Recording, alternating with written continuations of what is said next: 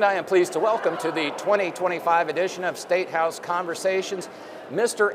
DeLaney. I mean, you have a name. Oh, I'm sorry. I'm Ed. Ed DeLaney. Your wife and I hang out sometimes, Yes. but all on television. It's all very reputable. Ed DeLaney, of course, State Representative, Democrat, Indianapolis, District 86. Thanks for taking Happy time. to be here, Jon. You're always a busy guy. And I know that. You're here, it's a 24-hour day job, 365 days a year. You're especially busy right now. You are on the House Ways and Means Committee, which the Constitution says where revenue bills have to start, right. So budget architect, and you're on the Budget Committee, so that's a perfect storm. You get it here. Sit down and give us 44.5 billion reasons why we should feel good about this budget. Well, I don't feel particularly good about it. I told the governor, he told me that he might have some good things in there, and he is trimming back on IEDC. He is promising to do decently, at least by Medicaid. I don't have the details. And let's just fill in the blank. So IEDC, Indiana Economic Development Corporation, which in the last budget got several $1 billion for land acquisition and upfront deal making. He's so you're saying that was too much. You want to slow that down. Slowing them down. Now the flip side with Medicaid, you're not comfortable with the size of the cut. So it's the opposite of IEDC. He is trying to avoid cuts, he says. The Senate, I think, wants to cut. Well, there have been suggestions benefits. capping HIP too, which at 500,000 people, I think there's 680,000 on the rolls. We have a problem. We have a lot of poor people in this state that cannot afford their health care, and cutting back makes no sense to me. But Ron's talking the right line. We don't have his numbers yet.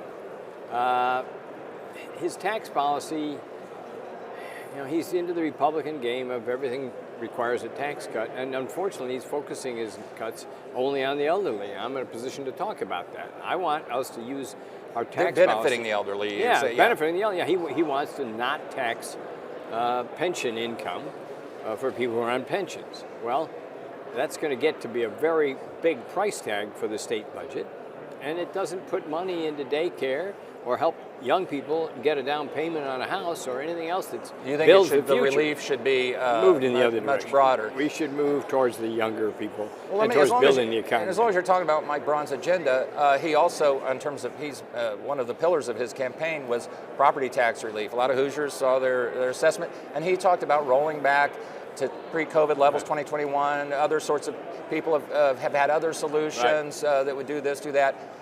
Concern about what that would do to local revenue. Where are you vis-a-vis the governor on that one? Well, I think he's one of the many people who have complicated, quote, fixes that will do very little.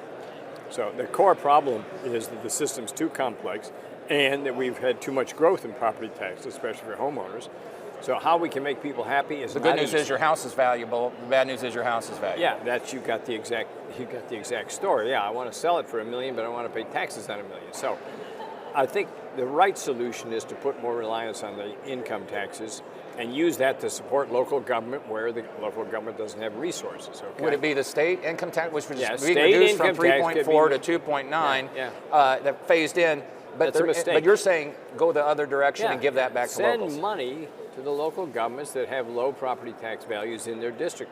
I mean, it's not the fault of some people in Indianapolis that their neighborhood has very ordinary houses or maybe decrepit houses. So it doesn't generate money. That's true all around the state. So we should subsidize those, especially the schools in those areas that just don't have the property tax support. The money's just not there. Of course, even going to 3.4 would not offset. You can do away with property taxes. Maybe you're not suggesting doing away with property taxes. I'm not suggesting. I'm suggesting we stop pretending that we can fix it. It's a boil. It's a rock under your saddle. We're going to have it forever. You cannot fix it big enough to make a difference to people. Well, what about the untapped taxing capacity that locals have? When we talk income taxes. Right, for income taxes. Now, some would say, that's great, we reduce property taxes. Others would say, well, you're still taking the pound of flesh. I had the money before and I don't now. It's a trick on the voters.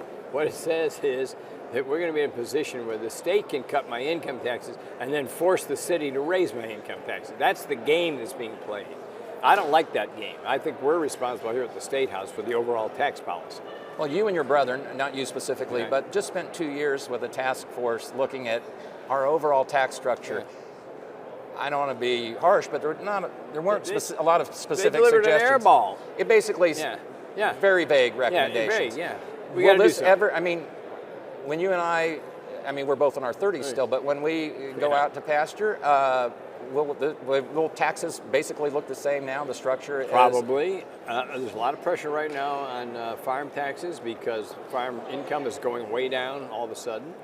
So there's pressure on that. There's pressure from the homeowners, but there'll always be pressure on the taxes. I think we've just gotten it wrong by cutting the income tax very small ways that don't really make a difference to any individual, but they cut the overall revenue of the state to do things. We can't make investments because we want to make microscopic tax cuts, which taken together make it impossible for us to invest in our young people. One of your colleagues, admittedly on the other side of the aisle, but still one of your colleagues says, let's do away with property taxes. We'll just extend the sales tax to services. 7% on services, by his calculation, offsets property taxes. So I want to pay 7% to the governor because I went to my dentist. I don't want to do that. Well, we could get. He's not here to talk. I think there's medical exemptions. Yeah, they'll try to have exemptions. I go to my lawyer. But if you put a room on your home, 7% of a home addition is significant. Very significant. Yeah, we got to watch that. I think. So that's not the answer. I don't think that is the. We have the highest sales tax rate, one of the highest in the country. So we're doing okay on that one in terms of revenue. We're squeezing people, but the revenues, the income tax. Look, the income tax reflects your current reality. So if your income goes down, as the farmers are now experiencing, your tax payment goes down, your rate doesn't go down. It's a naturally flexible unit. It's a way to do things. And in your estimation, that's where the rubber should meet the road. Yeah, the road. That's the big issue. All right, now that your blood pressure's up and talking about the budget, before I let you go, is there anything else this session, maybe not with a fiscal note, that either has to happen or you have to stop so that you can sleep well and go back and tell your constituents, we did okay. This 4 months was time well spent. I think the worst thing we're doing, and the city's part of this, is our roads in central Indiana, specifically Marion County. I am working to resolve that problem. Somebody has to take the hit and say we need more money for that, and then decide where the money comes from. And that's we saw a critical study conversation. That came out before the session, as studies are wont to do. $500 million gap in terms of local funding, and just to keep roads. That's what you're saying. Okay, yeah, we can't have this anymore. If some business person comes here and wants to look at our city, they can't get from point A to point B without going into potholes. It's really bad, and it's unfortunate, and we got to deal with it. So gas tax, ride share surcharge, what's the answer there? I think there's a complicated way around it, but I think it generally involves what's called the excise tax, which you pay when you register your car. That once used to be the most hated tax in America. When Evan Bayh was the governor. He adjusted it. Guess what? When your wife was legislative aide, she knows all about it. Here's the bottom line. In Indiana, if you pay more than $42,000, $500 for a car, you pay the same tax. Never done it. I buy old cars. The average price is $50,000. I know. Don't stop my system. What we're doing is we're discounting the high-end cars, and our roads are looking like they're looking. So we can fix this. All right, boy. I'm going to go take a blood pressure pill after talking to you. Ed DeLaney, Representative, Democrat, Indianapolis, District 34. 86. What did I say? Yeah. Oh, yeah, 86. I cut you in half. It's all right. And then spirit. I'll go tell Ann you did well. Thank you, sir. Ed DeLaney, thank you. Good to see you.